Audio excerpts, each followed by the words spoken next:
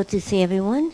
And tonight, before we commence our class, I would just like to make a few announcements.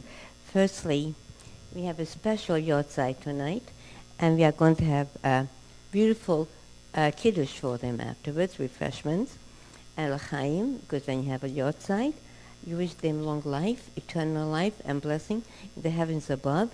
And we are going to be dedicating this class to the memory, to the Aliyat Neshama, the elevations of the souls of Dr. Lander, the Hebrew name, Harav, Dr. Dov Barish Ben David Halevi, and Sarah and his mother, Rivka Bas Moshe Yehoshua Halevi. So your parents should be a wonderful beta for you. They should pray for you and should appeal and ask God for protection for their daughter. And they will. I know that. I knew your father very well. I'm sorry you never got to know your mom, but he was an amazing man. And this little girl, Hannah, was never absent from her father. I could go to Berlin, I could go to Las Vegas, I could go to Florida, wherever I went to speak. Budapest, who do I find there? Hannah and her father, Dr. Bernie Lander, who was establishing Torah college in every country.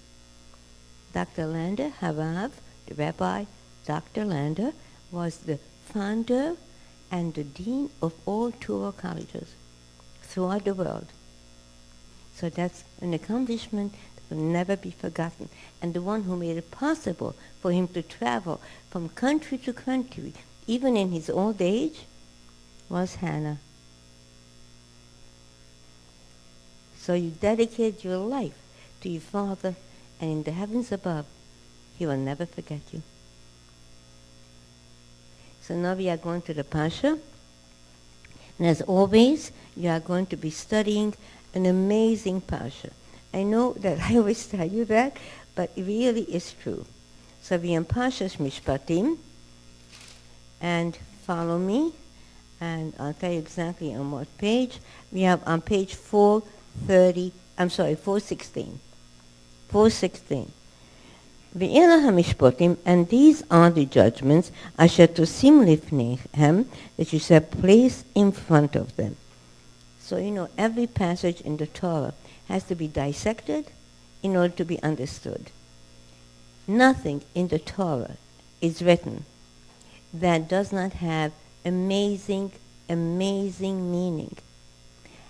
Many dimensions. It's like an onion that you peel and peel away. And every layer is a different layer. So the Torah is an amazing book. And I shouldn't call it a book. It's a gift from God, a covenant. And every letter, every word is laden with hidden meaning. So, ve'ela hamishpatim, and these are the judgment. Asher tosim lifneihem, you shall place in front of them. And, A and D. Does that make sense? To commence a parsha with A and D and? Is that grammatically correct? Open your book, and the first word in the book is A and D. If I would have done that when I wrote my books, they would have written to me, Rebbetzin, how do you start your book with and? So why does the Torah commence with and, A and D? That's the reason. The Torah says that whenever the parsha commences with and, A and D, that's the is and, it means that this parsha is connected to the previous parsha. In order to understand the full meaning of this parsha, you have to go to the previous parsha. What happened in the previous parsha? In the previous parsha, God gave us the Ten Commandments. We had revelation at Sinai. So what's the connection? Moshe Rabbeinu tells the nation, and God tells Moses that even as the commandments were given at Sinai, These commandments that we are going to study here also came from Sinai. Thank you. I mean, that's understood, no? Everything in the Torah comes from Sinai. The whole Torah came from Sinai, no? So what is the meaning? We have 3 types of commandments. We have Mishpatim, judgments, which means like you shall not kill, you shall not steal. Even if God would not have commanded them, it makes sense, right? You shall not steal. Makes sense. And we have the other types of commandments, which are called chukim. Chukim means divine ordinances that do not make sense, but we keep them, we observe them, because God commanded them. So, for example, kashrut. Why do you have to eat kosher? No logical reason. Health? No. God didn't give us our commandments for health reasons. That's a side benefit, maybe. Yes, it's a side benefit. Today we know that circumcision is healthy. It's good. It keeps all kinds of disease away. But if they wouldn't have made that discovery, would we be still circumcising our sons? Absolutely. Absolutely. What if today they'll discover a vaccine that will make circumcision obsolete? Would you say from now on, it's a preventive, you don't have to circumcise? Will you still be circumcising? Absolutely. There are divine decrees. No logical reason that appeals to the human mind, but decrees from God. And then we have edot. Edot means witnesses, like on Pesach, matzah is a witness to our exodus. It testifies. Shabbos testifies to the creation of the world. Because God created the world in 6 days, and the 7th day he rested. So Shabbos testifies that God created the world. Everybody with me? Menorah, Hanukkah, testimonies. They're alive. So these are the 3 categories. When it comes to commandments between man and man, you shall not kill, you shall not do this, you shall not do that, you shall not steal, one would imagine that a person might feel, I have an intelligent mind, I am a rational human being, I can make a judgment call. No one has to tell me how I should relate to other human beings. It's my decision. I can understand that Hashem says how to keep Shabbos, how to keep kosher, but how I should talk to my wife, I should speak to my parents, I should associate with my business partners. It's my call. It's not your call. Saying to the Almighty God, it's not your call. I'm an intelligent person. I'll decide. Yesterday, what was moral? Yesterday was what was immoral, I wanted to say. Today is moral. Years ago, who would have believed that people would proudly tell each other and go on TV and say, I'm expecting a baby, and they're not married. They're proud of it. They don't even know that that's embarrassing. We have traversed so far that we do not even know that which is embarrassing. Do you understand what I'm saying? Today you are embarrassed if you are not in a relationship. Marriage? I don't know. The other day I meet this guy. I was speaking at the Air Force. So one of the helpers who assisted us with the luggage started to talk to him, a young guy. And I said, do you have a girlfriend? Just schmoozing. I didn't want to make a shidduch, just talking. So he says to me, yeah. I said, well, are you getting married? Well, I don't think so. I mean, we have no reason to get married. So I said, where do you live? With her parents. Would you believe it? I couldn't believe it. Lives with his parents. So how come you don't have your own place? Well, it's free rent and, you know. Is that incredible? The parents accept it. It's natural. So there's no shame. Torah's morals are for all eternity.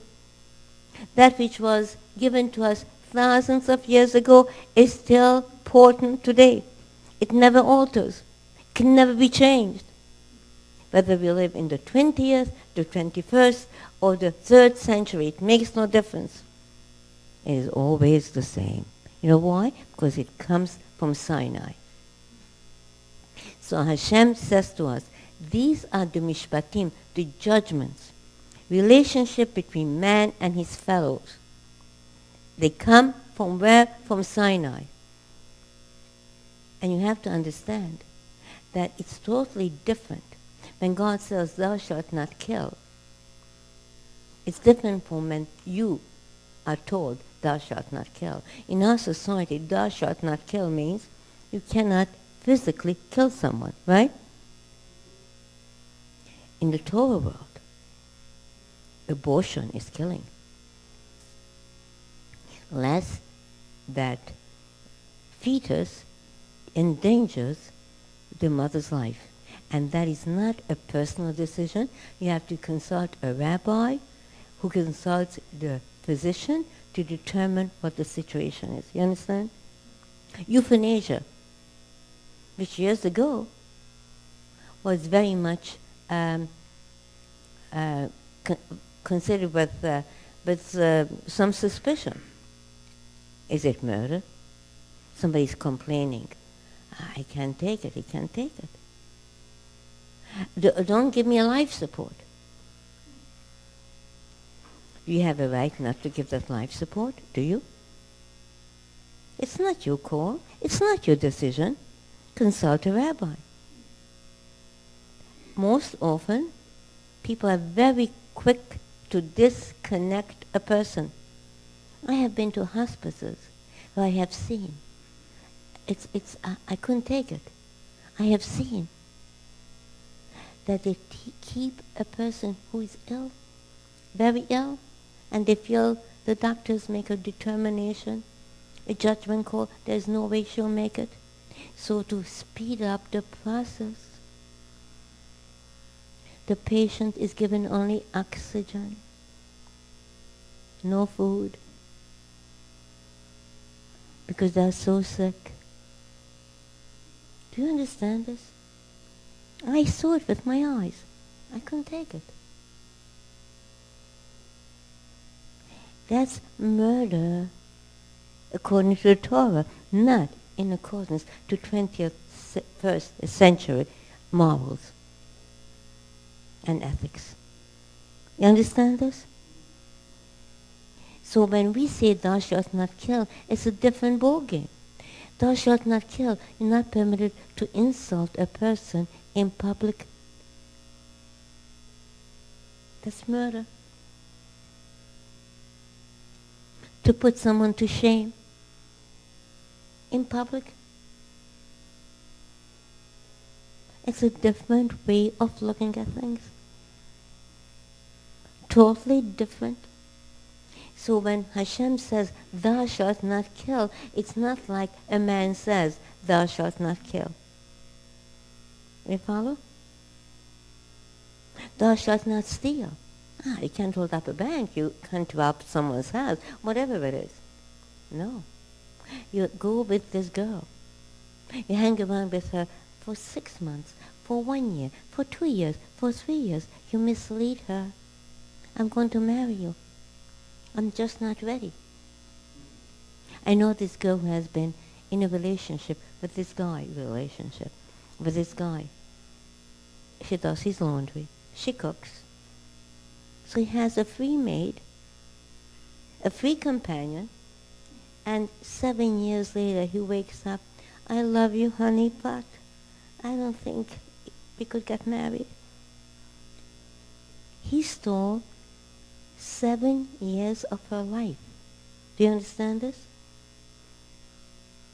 he stole her biological clock.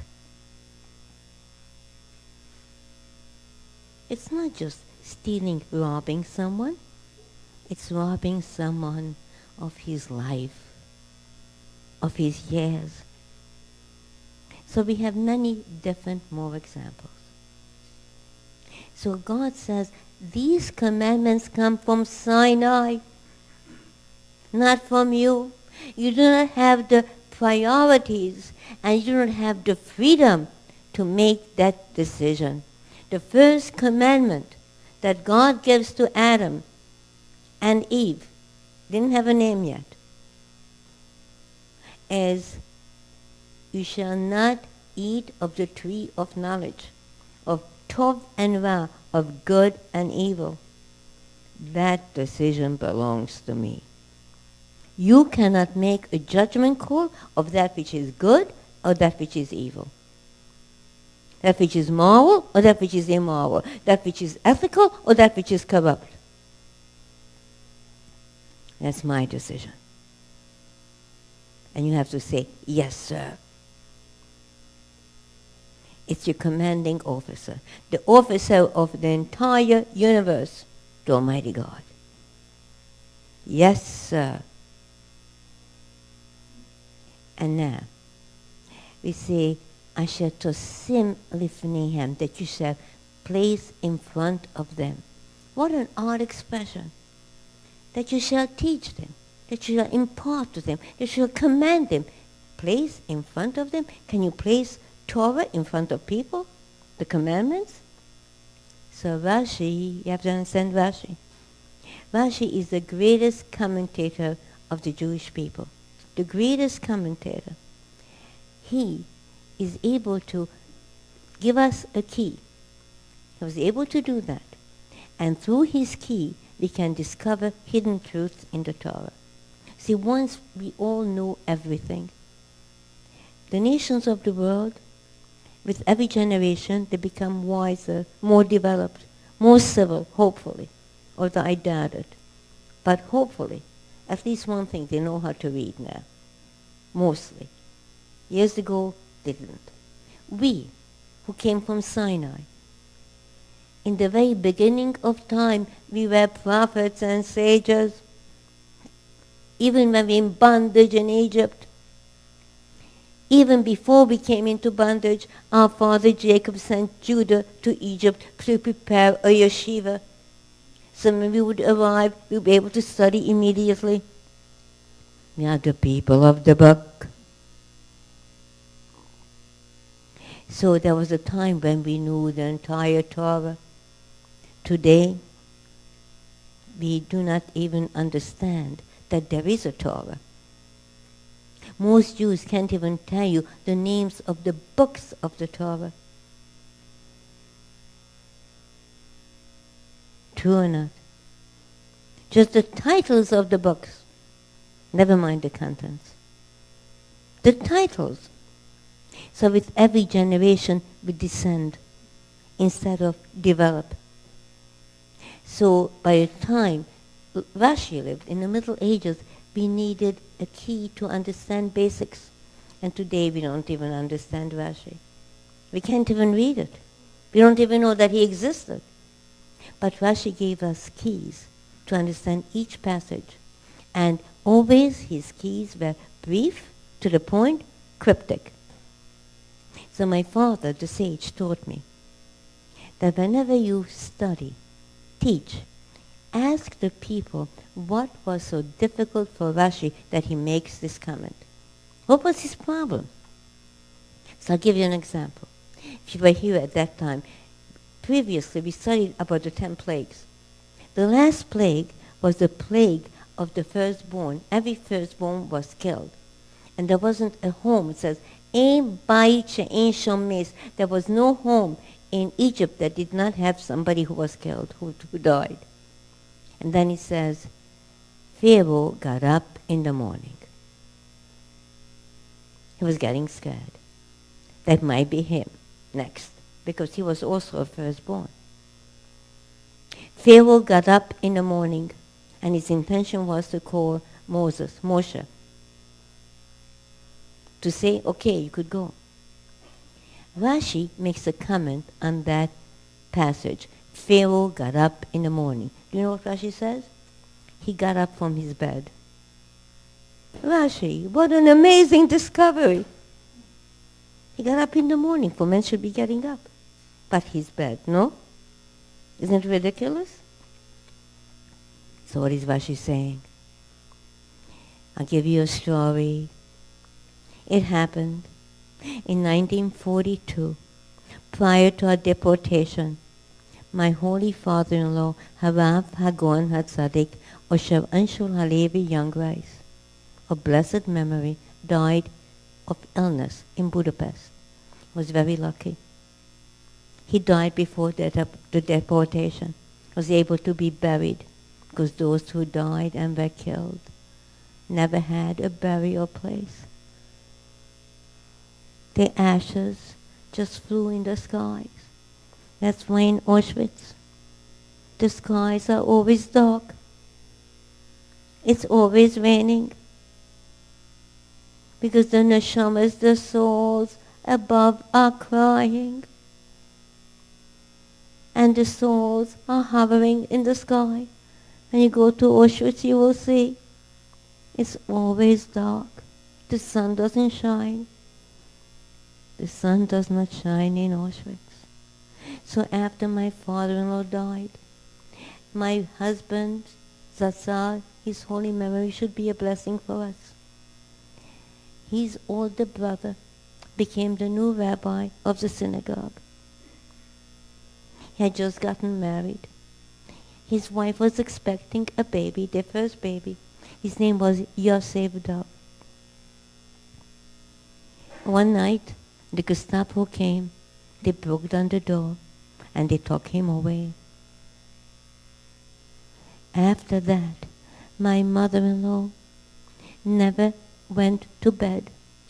The entire night she was sitting in her chair, crying and praying.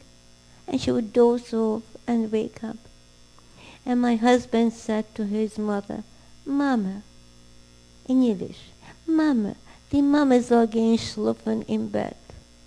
Please, my mother. In Hungary, in Europe, no one said mommy. He always spoke in the third person. The mama, the mother, should please go to sleep in her bed.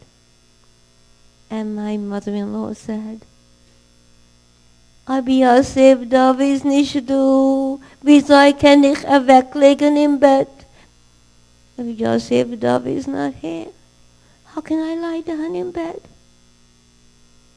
Wer weiß, who knows where he is? And after they took him away, she never slept in her bed. Egypt is burning.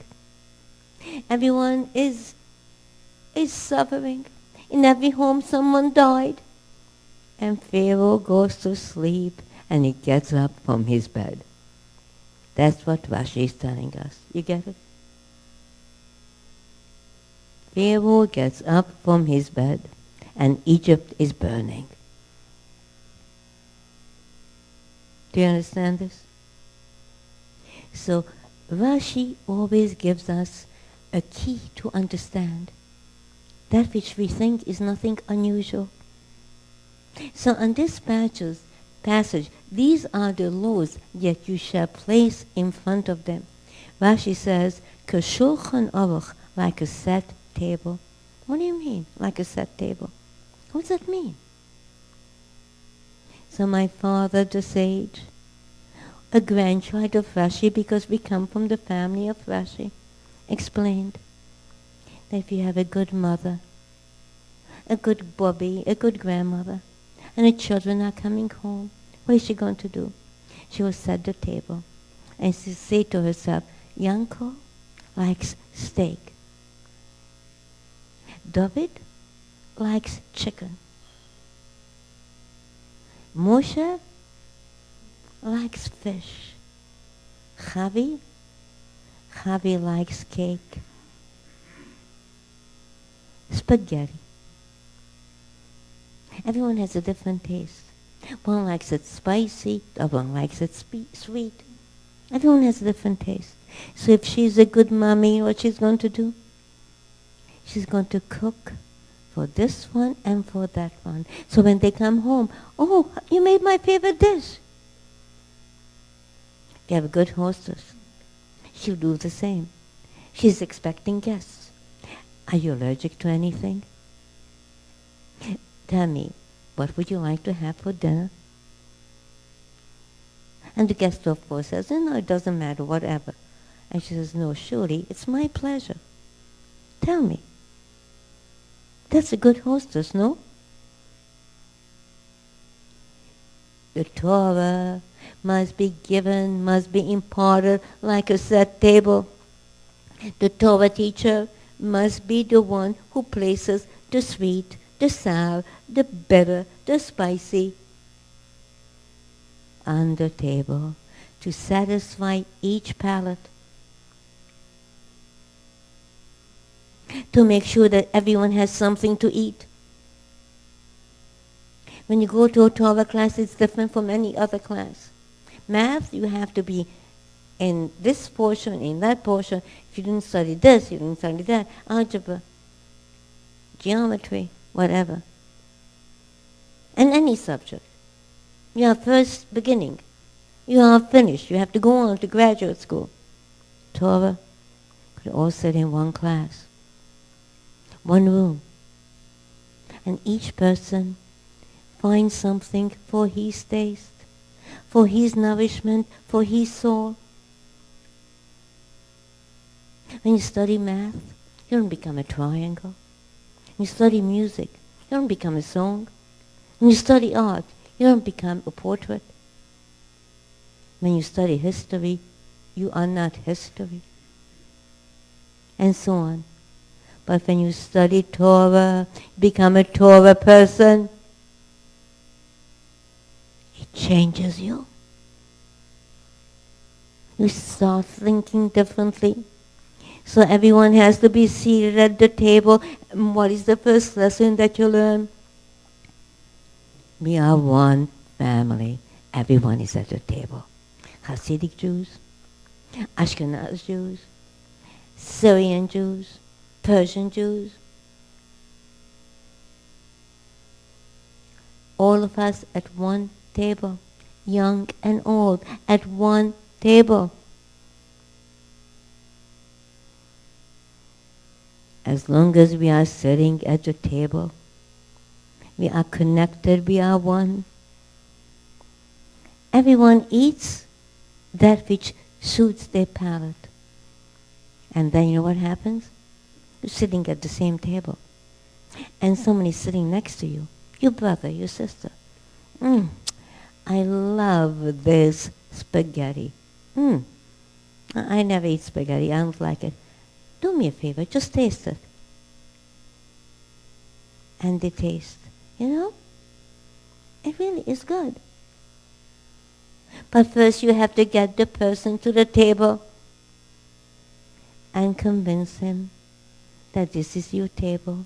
So the menu that he prefers is on the table. That's Torah. And the good hostess, the mommy, the grandma, makes certain that everyone will be happy at the table. And then you pass the plate. This, that, try it. But first you have to get them to the table. And even if someone says, I'm not hungry, I'm not interested, come to the table, just sit with us. I don't want to study Torah. Just come to the class and sit with us. Keep me company. You don't have to study it. Tune out. Just come. Keep me company. And you know what? The transformation will take place slowly but surely. Because the impact of Torah is so powerful. So even when you are not in the mood to eat, make sure that you are staying at the table Once you are not at the table, you become anorexic in your soul.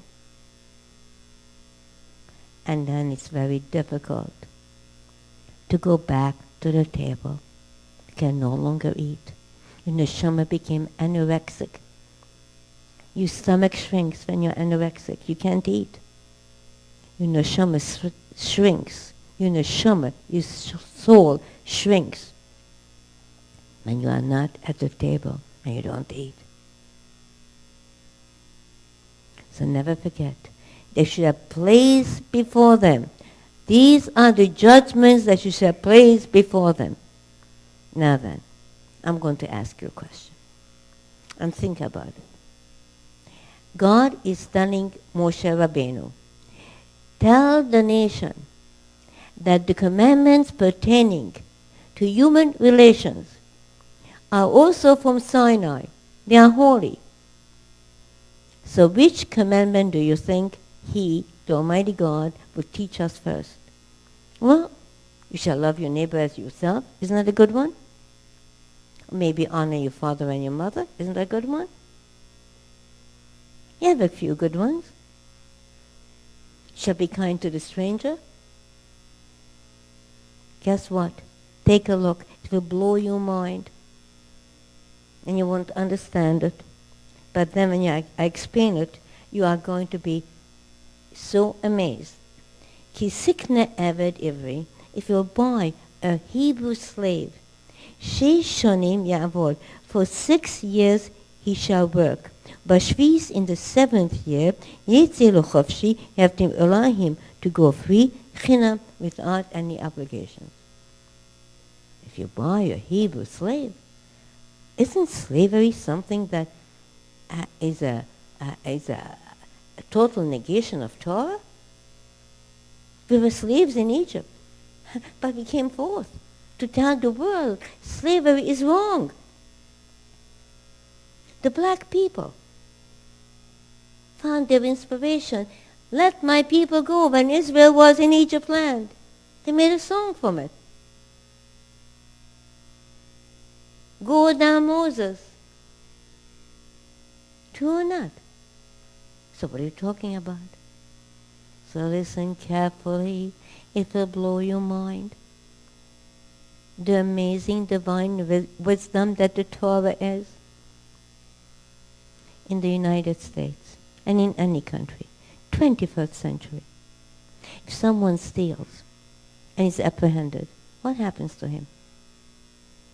Jail. Because the correctional institution. Is it a correctional institution? I have visited in jails, and I have not visited in the visitors' quarters. As someone who teaches Torah, I was allowed to go in and teach Torah to Jewish inmates. Should I tell you what it's like? A nightmare. How would you like to be locked up in a cage, like an animal in the zoo? Do you understand this? Locked in a cage, like an animal in the zoo. The stench, no air conditioning. What if you go to take a shower and someone rapes you? And if you try to complain, oh boy, do you get beaten up. No privacy. Do you understand this? So when you get out, are you a corrected person? You know what it is? It's not a correctional institution. It's a corruptive institution. Now the man gets out. He paid his dues. He doesn't have a family anymore. I spoke some years ago to a group that is families of prisoners. Children, wives. They have no money. Unless the guy had some hidden money someplace, which is one in a, exceptional. No money. Kid goes to school, asked to write a composition. What does your father do? What does my father do? Where did you go for your vacation? Oh, my father took me on this amazing trip. The kid whose father is in jail. Where did you go on vacation? His friends ask him, where did you go? What does your father do? The question is asked again and again. How come he's not home? We come to your house, we never see your father. And then the friends find out. Shh, don't say anything. But Tommy, Craig's, Jeffrey's father is in jail. Oh. Maybe we shouldn't play with him. Or the mother says, I don't want you to bring Johnny here. It's not a good influence. Yes or no? Now, the son is suffering, but the father gets out of jail. 10 years later, he's out of jail. He wants to get a job. He sees an ad in the paper. He goes to apply. He has to fill out a paper. Name, history, so on. Have you ever been arrested? Has he ever been arrested? What do I write? What should I say? If I lie, the computer will catch up to me. The computer will tell the truth in a second. If I tell the truth, they won't hire me. What do I do? What do I do?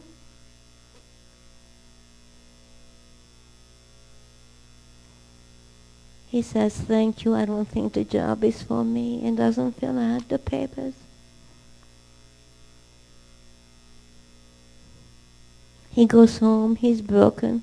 The wife says, did you get a job? Did you get the job, honey? What does he answer? What does he say? And before you know it, he's on the streets again because he can't make a living. And before you know it, he's back in the correctional institution. Our society, 21st century civilization. So what does the Torah say? Eved Ivri, a Hebrew slave. Why not an Israelite slave? Why a Hebrew slave? If you're going to buy a Hebrew slave, what does it mean? How do you buy a Hebrew slave? Do you know how a man became a Hebrew slave? He stole. He's found. If he admits to his sin, he admits to it, then he has to give back the money, and he's free. He has to restore the money. Now, if he doesn't have the money, he spent it, has nothing left, then he has to pay double, but has nothing to pay it from. So the judges call upon people with good hearts, Jews who stood at Sinai. Would you take this man into your home? Would you rehabilitate him? Would you take him and his wife and his children and make him part of your family? Would you?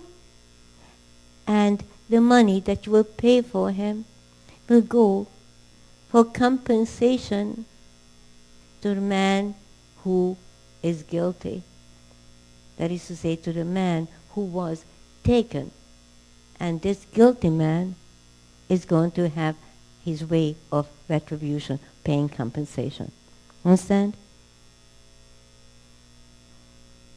So the man who buys him, that money now goes to the individual from whom this criminal stole. But he's not called a criminal. He becomes part of the household. Now listen to the commandments. If you have a man who bought the slave, the money went to the individual who was hurt, who was stolen from. Everybody with me? It's double. If this man, the thief, the criminal, was a shoemaker, then he has to be a shoemaker in his present situation. You cannot tell him, go wash the floors, clean the toilets, polish my shoes, polish my shoes. You cannot say that to him. You have to hold him in dignity and give him his integrity, his humanity. Now you are a person who in your house you have just one pillow. It's under your head. You have a slave now, a Hebrew slave. Who gets the pillow? He, the slave, gets the pillow. One steak. You're ready to eat. Who gets the steak? He, the slave, gets the steak, not you. Why? And why is he called Hebrew? You have to support his wife and his children. You have to give them love. How do you understand that? Today in our society, you're looking for help in your home. Household help. Do you have references? Oh, yeah. I used to work for Mrs. Goldstein. Oh, you have the number? Yes. Mrs. Goldstein did whatever her name is, work for you? Yeah. Could you tell me something about her? Well, I'll tell you the truth. She's a great worker, a great cleaner, but she steals. Are you going to hire her? Absolutely not. You want her in your house? You'd be crazy. I don't care how good a cleaner she is, how good a cook she is. You don't need her. You can't afford that to have somebody in your home who is stealing. This man takes a thief with his wife, with his children, into his home. Why? Why should he do that? And he pays money for it yet. He has to pay for the crime that this guy committed. How do you understand it? And why is he called the Hebrew slave? You know why? Because he all stood at Sinai. And if somebody who stood at Sinai could be capable of such a crime, we say that he is not an Israelite. He probably did not hear the commandment, thou shalt not steal. He's still a Hebrew. The only one who was called the Hebrew was our father Abraham, who was the first Jew. That was before Sinai. When our father Jacob met the angel of God after he defeated all the evil, then he received a message from the Almighty God. And the Almighty God told him, your name shall no longer be Yaakov, but Yisrael. Then became Bnei Yisrael. And it was as Bnei Yisrael, the children of Israel, that received the Torah at Sinai. But if this guy stole, then he must have been sleeping at Sinai. He didn't hear it, so we call him a Hebrew slave. We don't say you're a rotten criminal. You're disgusting. You lowlife. Get the hell out of here. We say to him, you get my pillow. You get my steak. You know why? Because I believe in you. I know that the reason why you stole is because you never got the message at Sinai. You fell asleep. You're a Hebrew slave. Do you understand this? Do you understand this? No jails in ancient Israel. No jails. A man commits a crime, he has to do good. And if he can't, we have to rehabilitate him. A family has to adopt him. And then when he goes free, he has to start a new life. Would somebody do that? If you believe in God, if you really believe, then you would. Let me tell you about my own situation. When we started Hineni, one of our ladies came over to me.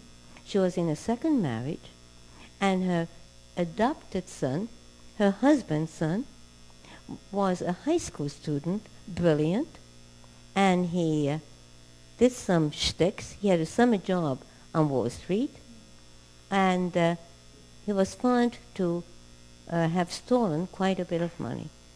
Okay? Now he was taken to juvenile court. And the judge in those days was very compassionate, and he said, because he's a minor,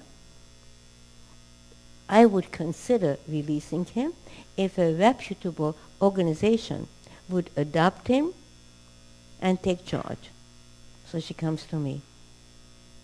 Hineni, would I take care of him? What do I say? Oh my gosh, I don't have enough on my head. That's what I need now? But then I remembered the parsha. If this kid goes to a correctional institution for juveniles, he'll come out an adult criminal. So what do? So I tell her, I'll interview him. I don't know what I'm going to do yet, but I'm going to interview him. So he comes. Kid is brilliant.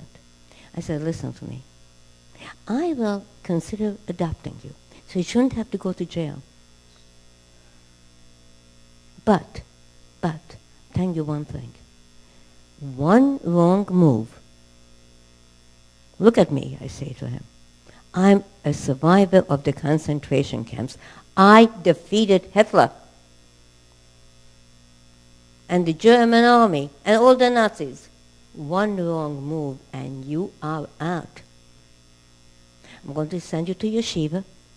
You're going to be part of the household, but you have 5 nickels missing. Just nickels. I'll know who it is. And even if you did not do it, I'll look at you.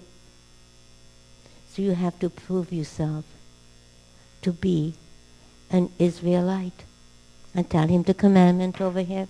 Become part of the family. You're going to go to yeshiva. You will study Torah. I'll get you in. But I don't want to hear one complaint against you. And guess what? He came to live with us. Every day I gave him a neshama checkup. And he believed I could really look into his neshama, and I could see anything he did which was improper. He was scared stiff. Tall guy, and look at me, came up to his waist.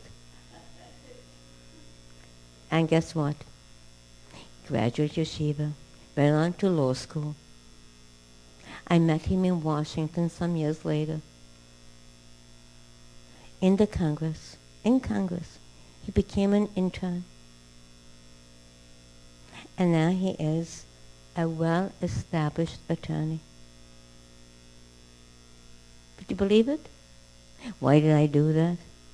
Was I sugar? In today's terms, yes. People would say, she's crazy. Was I crazy? Depends how you look at it. Look at this passage. You save a life. If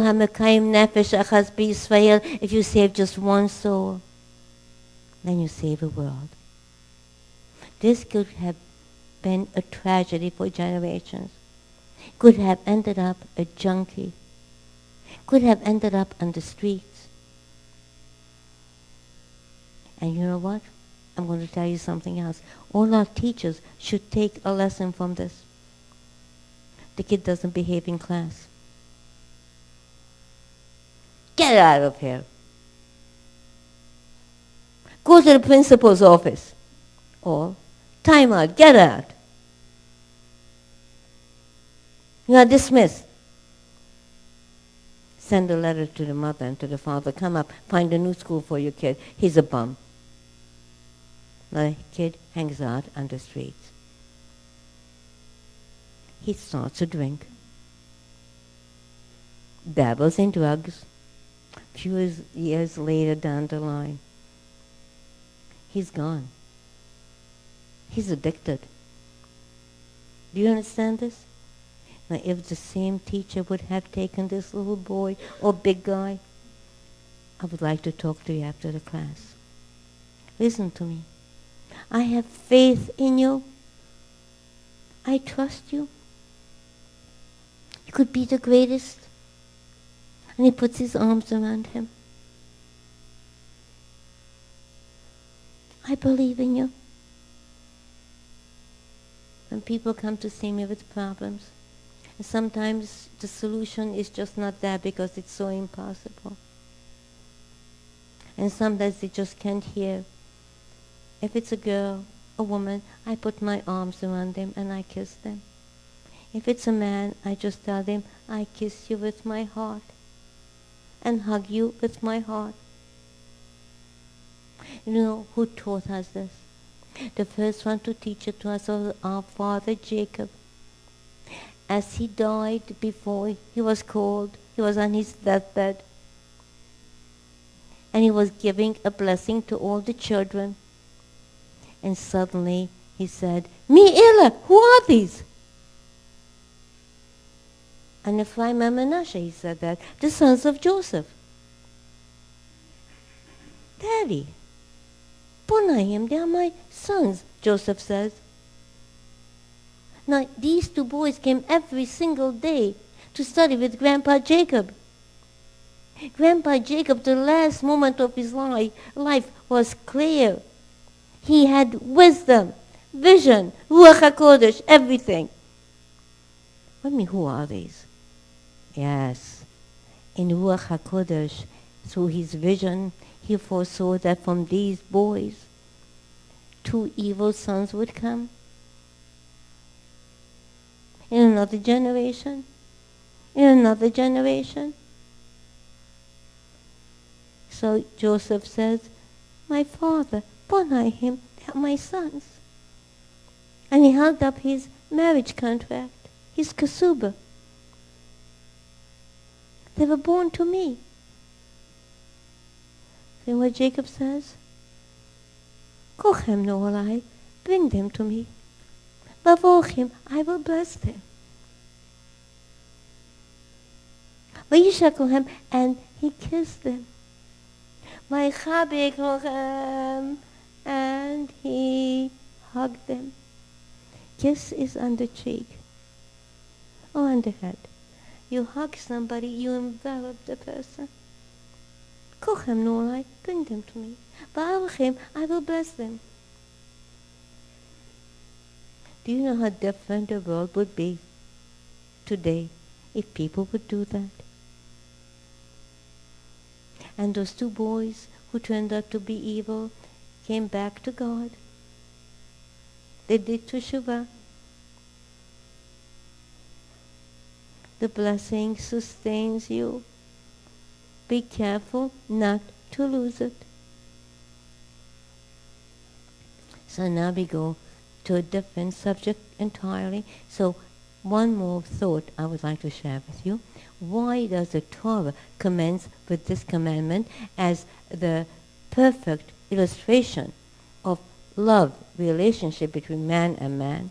Because if this is how you have to treat a criminal, a lowly criminal, with dignity and honor, but then call him a bum, an animal, and all the other names that people are called today, then how much more so do you have to treat every person with dignity and honor?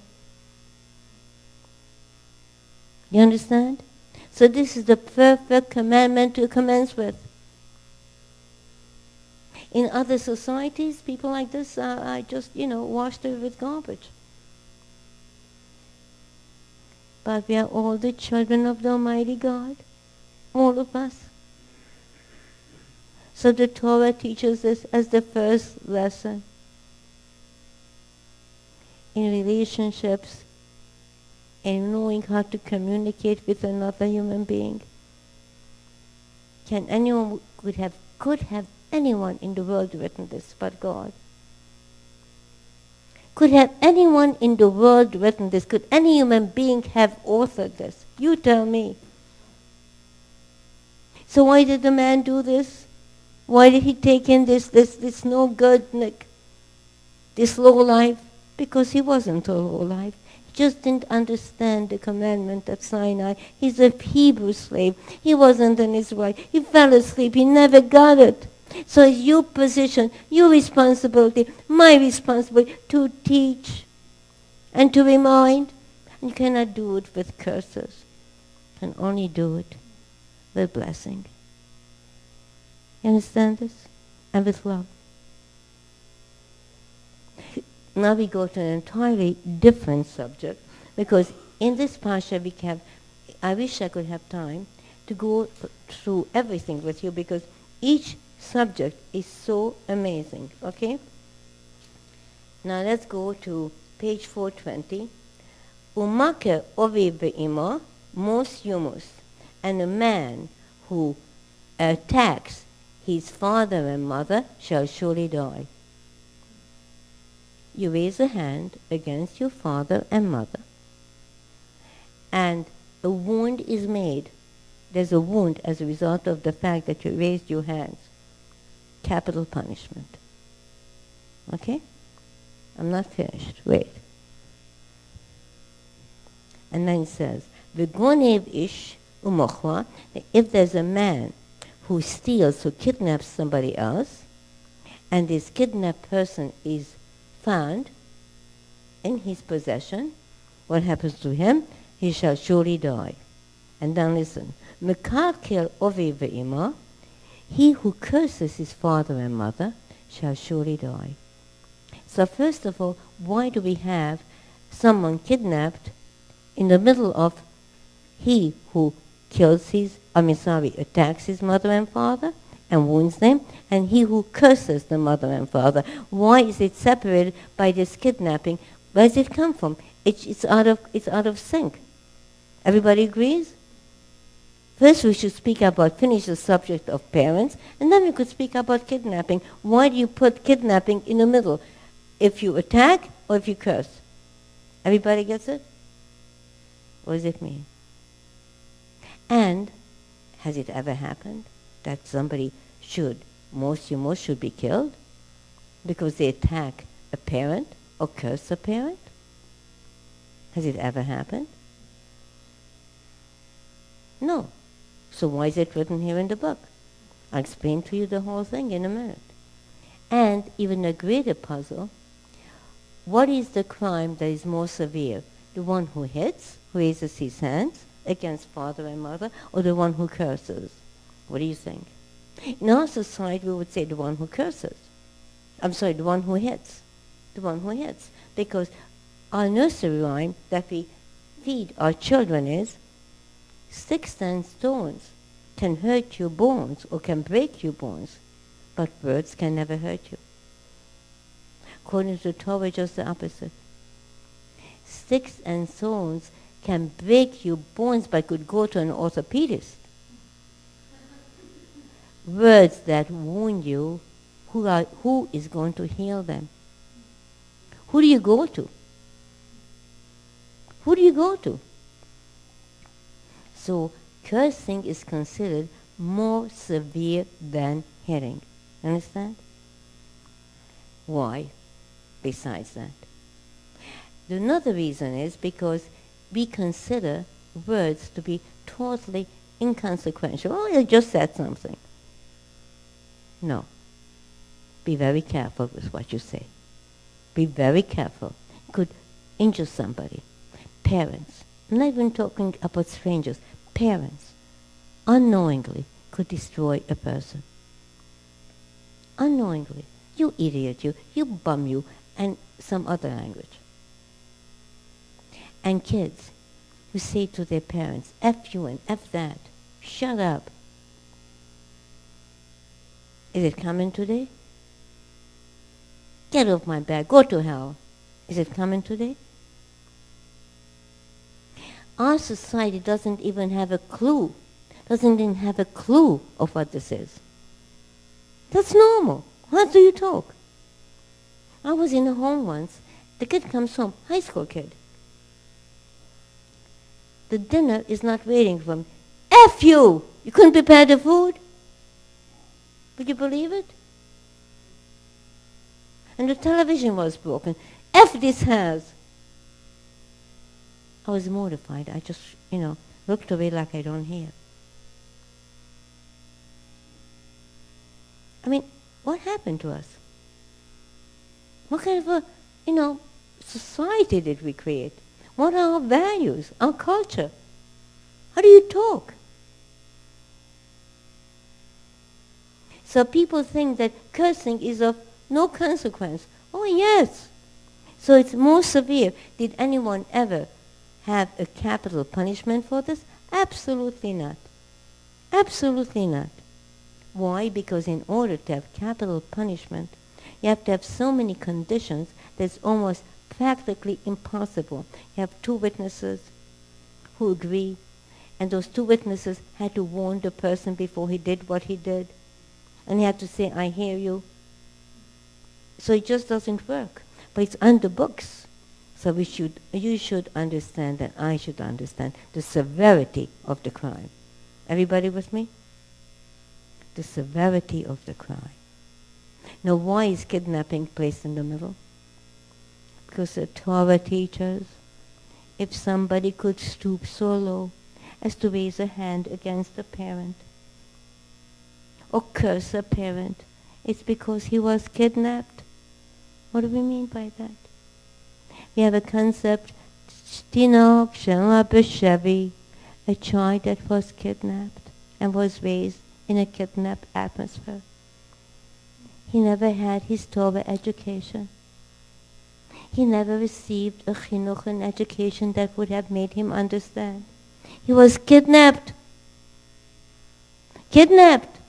So Torah gives you an act. You know why this son did this? Not because he's evil. He just never knew. He was kidnapped. It's like someone who never had a Torah education. He was never at the table. Never at the table. Do you understand this? Now listen to me, my wonderful friends, before we conclude this class. If chas v'shalom, God forbid, and I don't want to hear what, who, if you, or if anyone you know, ever cursed or raised a hand against a parent, and they are no longer alive, go to the cemetery and ask for forgiveness. If they are still alive, go to them and say, forgive me. I didn't know what I was doing. I lost it. Whether they accept it or not, that's not your business. But you have to do yours. You understand?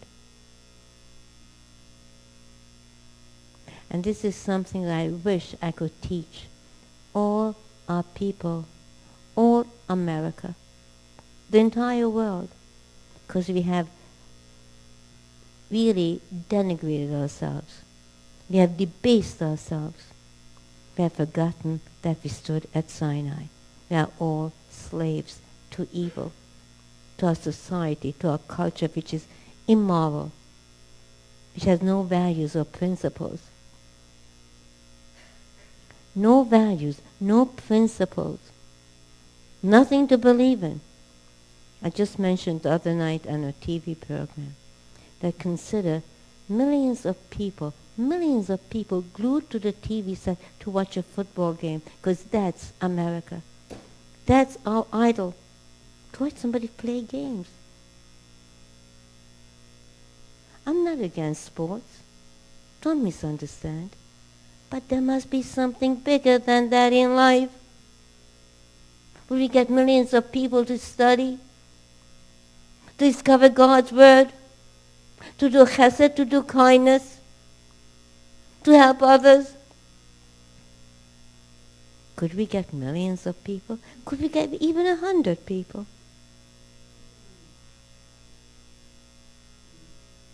And they pay big money for it. And people fight, and they people have been hurt and even killed.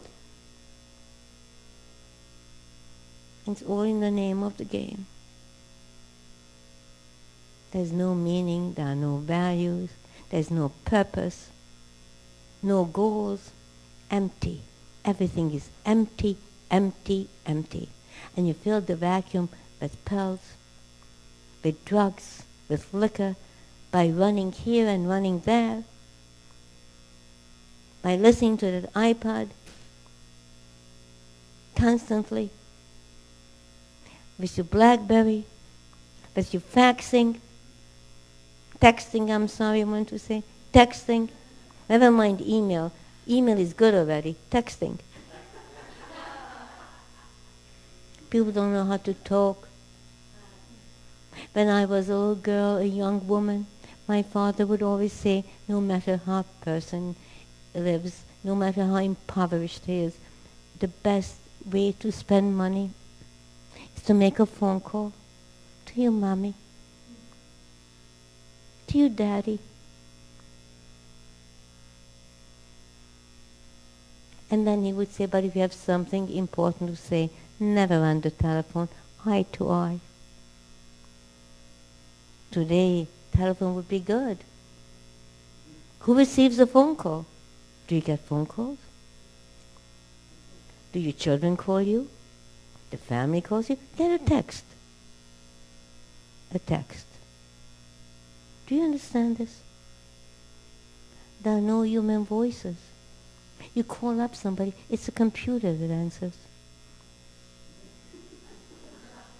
If you want this, you do this. If you push this button or that button.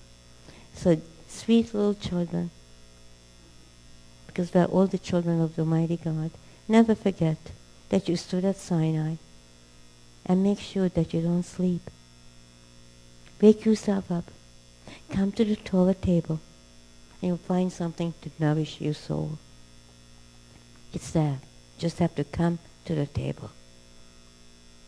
And next week you'll be at this table again. Please God. I'm sorry that I cannot see anyone personally tonight, because early in the morning I'm leaving for Palm Beach where I'll be conducting a Shabbaton for the community over there. And to be honest with you, I have to write my article for the Jewish press yet, and I have to pack. And none of this was done as yet. And I have to get home. So, and hopefully there won't be traffic, because once they fix the roads, could just sit there, So, and at night they very often do that. So I love you all. Have a wonderful Shabbos. It's the Shabbos of blessing. It says, Misha nichnas Adar marbim b'simcha. When you come to the month of Adar, your joy will increase. So be happy and don't worry. And, everybody listen carefully. Hannah, who is commemorating the yortzeit of her beloved father and mother, who were spiritual giants, who made a difference in the world. Torah college all over the world today. And yeshiva people, religious people, would never have gone to college, are able to go to college now in a Torah atmosphere. It's an amazing accomplishment. And Hannah, you are the greatest accomplishment, because you gave up everything. Hannah, you gave up everything to take your father, and you watched over him. And I saw it. To every part of the world. Hannah never allowed her father to be without care, 24/7. You were lucky, yes, but you were luckier that you understood that you were lucky. Because most people wouldn't think they were lucky. It's a burden. And you understood that you had the blessing, that you had such a father. Never mind, a lot of people have. But to them, it's a burden. And to you, Hannah, and that's your testimony to you, not to anyone else. So you should always know in your life that you're very special neshama. And so we have a special, delicious refreshment prepared for everybody downstairs, and you should all make a big l'chaim, and you have so much food that you'll enjoy it for the entire week. So just eat up. And we have challah waiting for us, in Zecher Nishmas, in the memory of Haya Golda Feger, Bas Yitzchok, like we have every Friday, every Shabbos, and Father will give it out. Thank you.